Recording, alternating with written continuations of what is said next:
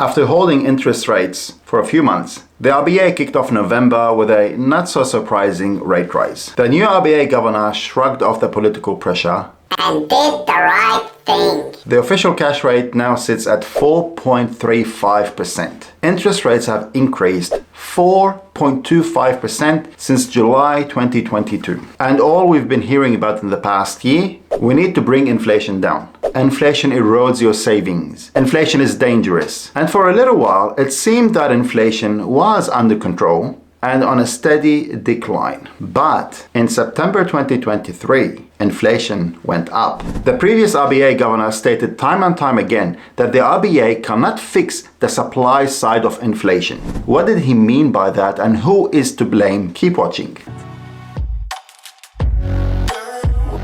When we look at inflation increase, we have to break down the components of which inflation or how it is measured. Three main components caused inflation to increase again in September. And they are rent, transport, automotive fuel, food, and non-alcoholic beverages. None of these groups are under control of the RBA. So let's have a look. Who is responsible for rent increases in Australia? To answer that, we need to look at two things: supply and demand. Home building approvals fell 20% year on year. Despite talking about how much we need more homes and we need to build for our fast growing population and we need to increase the building pipeline and so forth, it's actually shrinking instead of increasing. And we have proof. Over the 5 years leading to September 2018, there was a total of 1.1 million approvals. But over the 5 years leading to September 2023, there was just under 950,000 approvals. There are more people living in Australia today than there was back in 2018. Yet we're building less homes. Federal and state governments have made it very difficult for property developers, land developers, and general stakeholders that are in the building industry to cut through the red tape of getting their projects approved.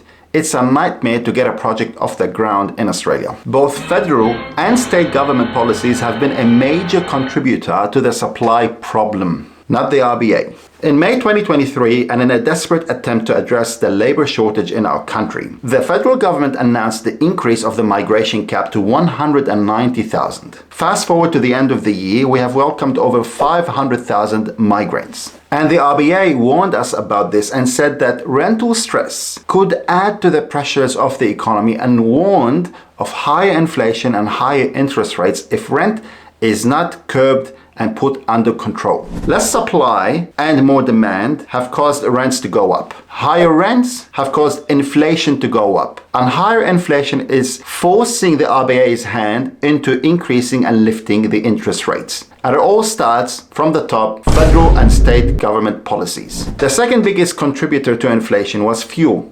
Not much the government can do about fuel, right? Because there's a war in Ukraine. Wrong. The federal government taxes you 48 cents per liter of fuel, and they increase that twice a year. So every time you fill up your car, you're paying over 20% excise tax on your fuel, and then you pay GST on top of that. So now that we know who is really behind inflation, the main question is, what can you do to take advantage of inflation and safeguard your financial future? You can start by subscribing to my channel and learning as much as you can about property investing, and then you'll understand how you can leverage real estate to protect yourself from inflation. Thank you again for watching. I'll talk to you again soon.